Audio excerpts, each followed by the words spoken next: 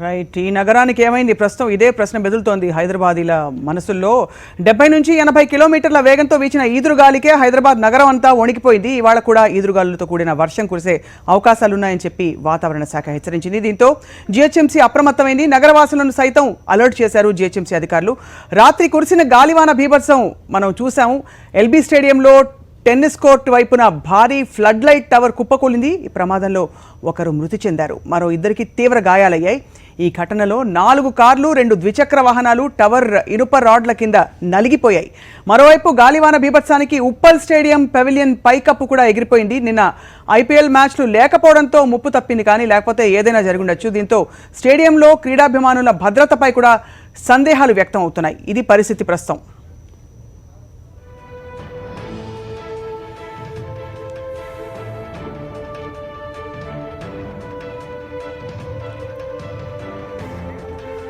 Right. And ప్రస్తుతం సాక్షి ప్రతినిధులు నేరుగా గ్రౌండ్ రిపోర్ట్ అందించడానికి సిద్ధంగా ఉన్నారు. తిరుమల ప్రస్తుతం ఎల్బీ స్టేడియంలో ఉన్నారు, అలాగే ఉప్పల్ స్టేడియంలో మా ప్రతినిధి విక్రమ్ కూడా సిద్ధంగా ఉన్నారు.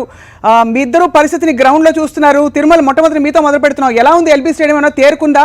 మొత్తం అంతా కూడా ఆగమాగం అయిపోయిందా? స్వప్న, నిన్న సాయంత్రం కురిసినటువంటి ఈదురుగాలతో కూడినటువంటి స్వల్పపాటి వర్షానికి ఇక్కడ ఫ్లడ్ లైట్స్తో కూడినటువంటి ఒక భారీ విద్యుత్ పోలు నేల కొరగటంతో దాని కింద నుంచి వెళ్తున్నటువంటి జిఎస్టీ ఉద్యోగి సూపరింటెండెంట్గా ఉన్నటువంటి సుబ్రహ్మణ్య అనేటువంటి వ్యక్తి అక్కడికక్కడే ప్రాణాలు కోల్పోవడం జరిగింది. అదేవిధంగా అతని సహచరుడు మరొక ఉద్యోగి కూడా 2 కాళ్ళను కూడా కోల్పోయి ప్రస్తుతం ప్రైవేట్ ఆసుపత్రిలో చికిత్స పొందుతున్నాడు. అయితే ఈ పూర్తి అంశానికి సంబంధించి స్పోర్ట్స్ అథారిటీ ఆఫ్ తెలంగాణ ఎండి దినకర్ బాబు గారు మనతో పాటు ఉన్నారు.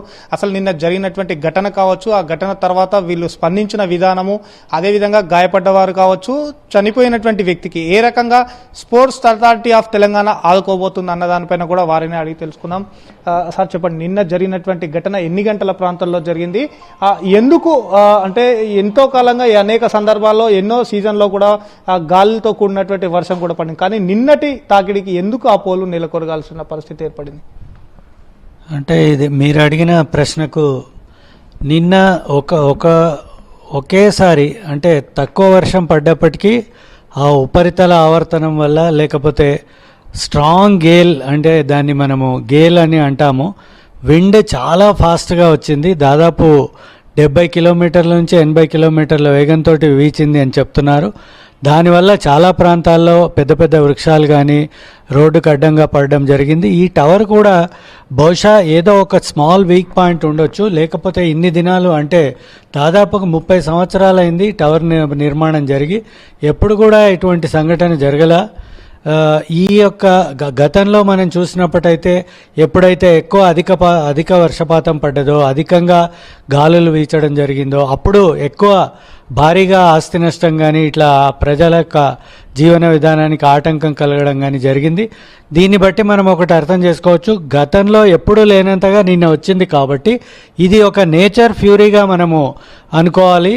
మరి దానికి ప్రత్యామ్నాయంగా ఎటువంటి చర్యలు చేపట్టాలనేది మేము నిన్న రాత్రి నుంచే జిహెచ్ఎంసీ వారితో కానీ పోలీస్ వారితో కానీ మరియు ఇతరత్ర జెన్కో వాళ్ళతోటి టవర్స్ నిర్మాణానికి సంబంధించి వాళ్ళతోటి సూచనలు తీసుకుంటున్నాము. ఇవాళ ఉదయము మరి నిన్న రాత్రే మా మినిస్టర్ గారు, చైర్మన్ గారు కూడా విజిట్ చేయడం జరిగింది. ఇవాళ ఉదయం ప్రిన్సిపల్ సెక్రటరీ గారు వచ్చారు, చూశారు. వాళ్ళ సూచనల మేరకు మేము ఒక జేఎన్టీయు టెక్నికల్ కమిటీని తీసుకొని రావడం జరుగుతుంది. వాళ్ళు ఈ రెండు కూడా చూసి మిగతా ఒక టవర్ అయితే ఇది వెస్టర్న్ సైడ్లో ఉన్న టవరు, దురదృష్టవశాత్తు ఒక మనిషి జిఎస్టీ ఉద్యోగి సూపరింటెండెంట్ గారు చనిపోవడం చాలా బాధాకరము. ఇది కాకుండా మేము జిఎస్టీ కమిషనర్ గారితో కూడా టచ్లో ఉన్నాము. ఈ మిగతా స్ట్రక్చరల్ సౌండ్నెస్ కానీ మిగతా నిర్మాణాల విషయంలో సివిల్ కానీ ఏదైతే ఏ ఇబ్బందులు ఉన్నాయో వాటినన్నింటినీ కూడా ఈ జేఎన్టీ యొక్క టీం స్టడీ చేసిన తర్వాత గవర్నమెంట్కు మేము నివేదిక ఇవ్వడం జరుగుతుంది. ఆ నివేదిక ద్వారా మేము ఇమ్మీడియట్గా వాళ్ళు కూడా ఇప్పుడే వస్తున్నారు. వాళ్ళు కూడా ప్రిన్సిపల్ సెక్రటరీ గారు కూడా వచ్చి వాళ్ళతో మాట్లాడడం జరిగింది.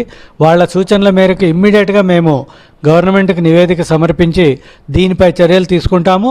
దాంట్లో కూడా ఏదైనా స్ట్రక్చరల్గా బాగాలేకపోతే దాన్ని డిమాలిష్ చేయడమా, దాన్ని మళ్ళీ స్ట్రెంగ్తెన్ చేయడమా, ఎటువంటి రోల్ ఉంటుంది అవన్నీ చూసి మేము ఇవి తగిన ఏర్పాట్లు చేస్తామని చెప్పి తెలియజేస్తున్నాం. అంటే సార్ ఒకటి చెప్పండి, నిన్న మృతి చెందినటువంటి ఉద్యోగి కావచ్చు, గాయపడ్డటువంటి వారికి స్పోర్ట్స్ అథారిటీ ఆఫ్ తెలంగాణ తరఫున వాళ్ళని ఏ రకంగా ఆదుకోబోతున్నారు?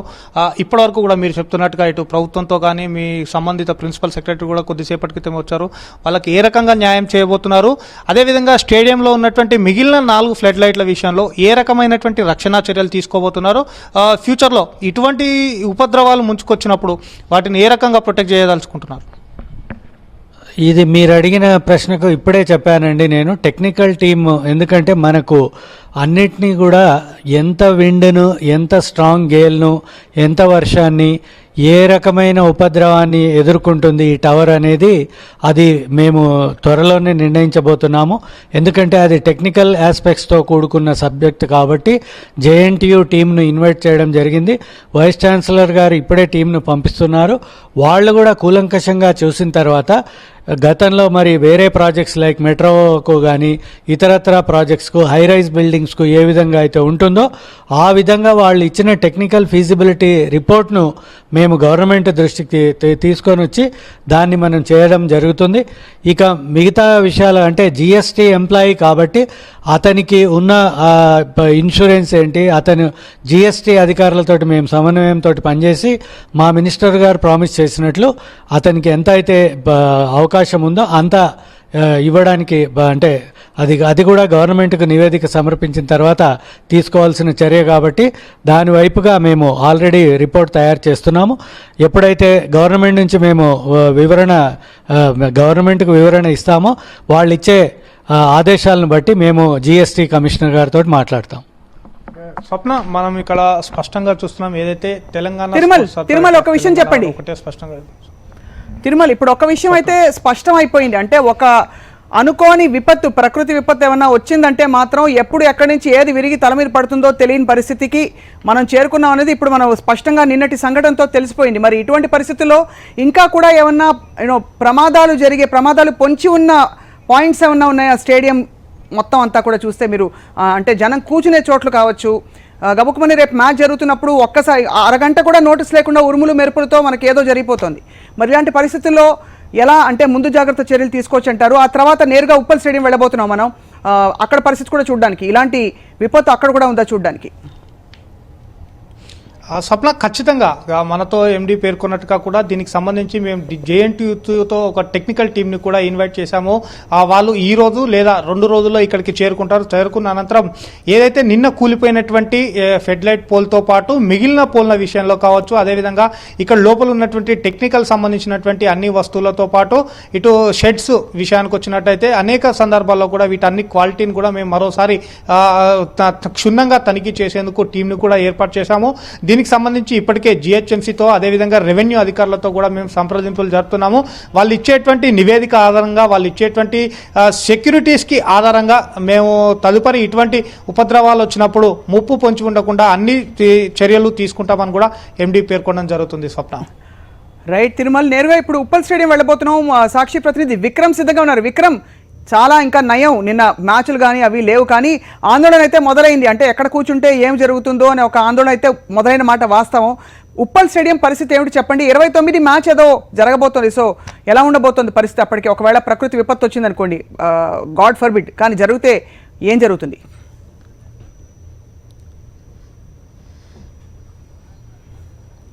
గాలివాన బీభత్సానికి ఒక్కసారిగా నగరం అంతా అతలాకుతలమైందని చెప్పవచ్చు. ఉప్పల్ స్టేడియంలో చూసుకుంటే ఒక్కసారిగా పైకప్పు పూర్తిగా ఎగిరిపోయిన పరిస్థితి మనం చూస్తున్నాము.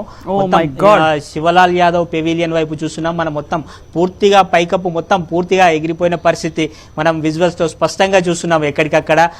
అదేవిధంగా ఫ్లడ్ లైట్లు ఏమైనా పడయ్యాయా అన్న విషయాలను కూడా సిబ్బంది పరిశీలిస్తున్నారు, ఫ్లడ్ లైట్లను కూడా పరిశీలిస్తున్నారు.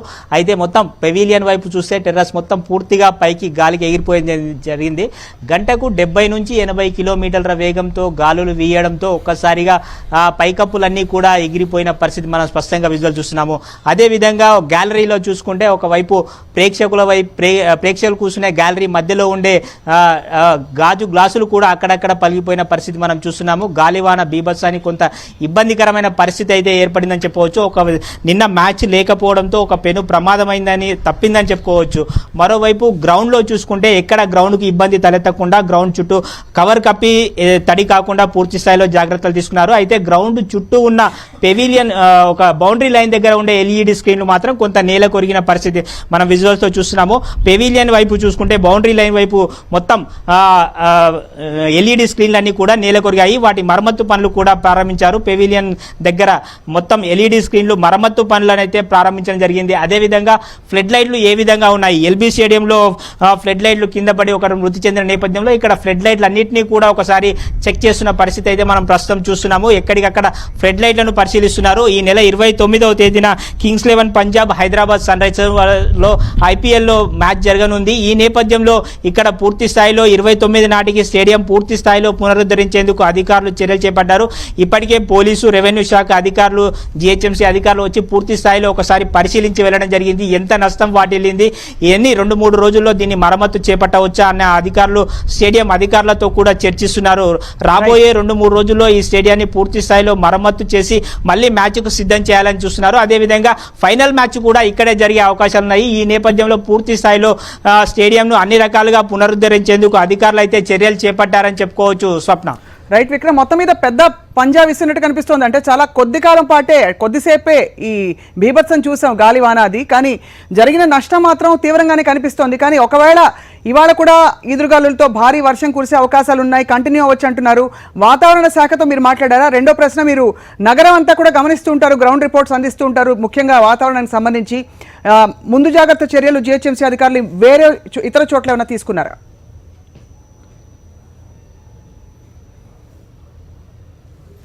అయితే వాతావరణ శాఖ జిహెచ్ఎంసీ అధికారులకు ముందస్తుగా సూచనలు ఇవ్వడం జరిగింది. ఈ మేరకు ఎక్కడైనా చెట్లు విరిగిపడ్డ నేపథ్యంలో కూడా ఎప్పటికప్పుడు జిహెచ్ఎంసీ అధికారులు చెట్లు విరిగిపడ్డ వాటిని కూడా పునరుద్ధరిస్తున్నారు. అదేవిధంగా గంటకు 70 నుంచి 80 కిలోమీటర్ల వేగంతో ఈరోజు కూడా గాలులు వీచే అవకాశం ఉంది. ఈరోజు సాయంత్రానికి కూడా ఈరోజు వర్షం పడే అవకాశం ఉందని చెప్పి వాతావరణ శాఖ హెచ్చరించిన నేపథ్యంలో పూర్తి స్థాయిలో అధికారులు అందుకు సిద్ధంగా ఉన్నారు. ఎక్కడెక్కడ నీళ్లు నిల్వ ఉండే ప్రాంతాల్లో జిహెచ్ఎంసీ కూడా నీళ్లు నిల్వ ఉండే ప్రాంతాల్లో కూడా నిల్వ ఉండకుండా పూర్తి స్థాయిలో చర్యలు చేపట్టారు. చెట్లు విరిగి పడకుండా కూడా చర్యలు తీసుకుంటున్నారు. అయితే విరిగిపడ్డ వెంటనే పూర్తి స్థాయిలో వాటిని పునరుద్ధరించేందుకు కూడా జిహెచ్ఎంసీ ఎమర్జెన్సీ టీంలను ఏర్పాటు చేయడం జరిగింది. 125 మంది బృందాలను కూడా జిహెచ్ఎంసీ నగరంలో అంతా కూడా తిప్పడం జరుగుతుంది. ఎక్కడ కూడా ఎటువంటి అవాంఛనీయ సంఘటనలు జరగకుండా పూర్తి స్థాయిలో చర్యలు చేపడుతున్నారు. అదేవిధంగా ట్రాఫిక్ అధికారులు కూడా ఎక్కడ కూడా ట్రాఫిక్ జామ్ కాకుండా పూర్తి స్థాయిలో చర్యలు తీసుకోవాలని చెప్పి ఉన్నతాధికారుల నుంచి ఆదేశాలు అందాయి. స్వప్న.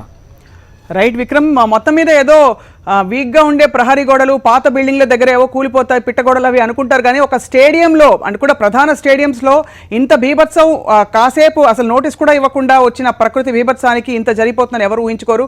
ధన్యవాదాలు అప్డేట్ అందించినందుకు. మొత్తం మీద మరమ్మతుల పనులు కొనసాగుతున్నాయి ఇక్కడ ఉప్పల్ స్టేడియంలో కూడా. రాబోయే మ్యాచ్లకి సంసిద్ధం చేస్తున్నారు స్టేడియంని. అంతేకాకుండా అధికారులు కూడా కొంత అప్రమత్తమైనట్టు తెలుస్తోంది, ఎందుకంటే ఎప్పుడు ఏం జరుగుతుందో తెలియని పరిస్థితుల్లో. ఇవాళ కూడా ఈదురుగాలులతో భారీ వర్షం కురిసే అవకాశాలు ఉన్నాయని వాతావరణ శాఖ హెచ్చరించింది. దీంతో జిహెచ్ఎంసీ పూర్తిగా అలర్ట్లో ఉంది. ప్రస్తుతం నగరవాసులను అలర్ట్ చేశారు జిహెచ్ఎంసీ అధికారులు. సో వాన పడుతున్నప్పుడు చెట్ల కింద తలదాచుకోవద్దని చెప్పి ప్రజలకు జిహెచ్ఎంసీ అధికారులు సూచిస్తున్నారు. ఇది నోట్ చేసుకోవాలి ప్రేక్షకులందరూ.